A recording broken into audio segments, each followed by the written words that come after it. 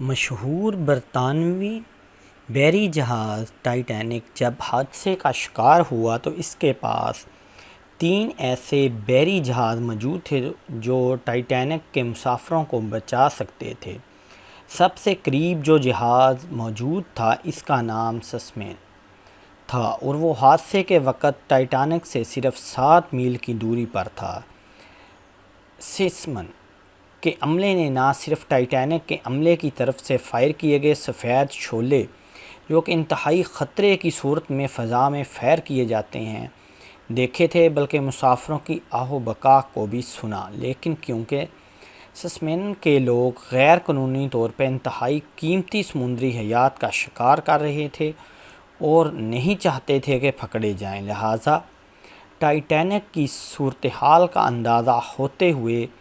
بجائے مدد کرنے کے وہ جہاز کو ٹائٹینک کی مخالف سمت میں بہت دور لے گئے۔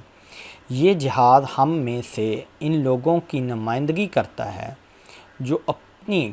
گناہوں بری زندگی میں اتنے مگن ہو جاتے ہیں کہ ان کے اندر سے انسانیت کا احساس ختم ہو جاتا ہے اور پھر وہ ساری زندگی اپنے گناہوں کو چھپاتے گزار دیتے ہیں۔ یہ ہے انسانوں کا پہلا رویہ۔ دوسرا جہاز جو قریب موجود تھا اس کا نام کیلیفورنیا تھا، جو حادثے کے وقت ٹائٹینک سے 14 میل دور تھا۔ اس جہاز کے کیپٹن نے بھی ٹائٹینک کی طرف سے مدد کی پکار کو سنا اور باہر نکل کے سفید شعلے اپنی آنکھوں سے دیکھے، لیکن کیونکہ وہ اس وقت برف کی چٹانوں میں گھرا ہوا تھا اور اسے ان چٹانوں کے گرد چکر کاٹ کے ٹائٹینک تک پہنچنے میں خاصی مشکل صورتحال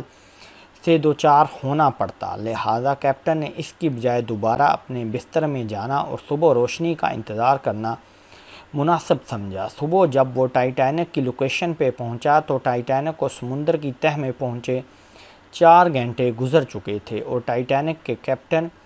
ایڈورڈ سمیت 1569 افراد موت کے گھاٹ اتر چکے تھے۔ یہ جہاز ہم میں سے ان افراد کی نمائندگی کرتا ہے جو کسی کی مدد کرنے کو اپنی آسانی سے مشروط کر دیتے ہیں اور جب تک حالات حق میں نہ ہو کسی کی مدد کرنا اپنا فرض نہیں سمجھتے۔ یہ ہے انسانوں کا حادثے کے بارے میں تیسرا رویہ۔ تیسرا جہاز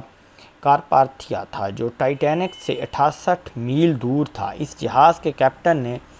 ریڈیو پر ٹائٹینک کے مسافروں کی چیخ و پکار سنی۔ صورتحال کا اندازہ ہوتے ہی باوجود اس کے کہ یہ ٹائٹینک کی مخالف سمت میں جنوب کی طرف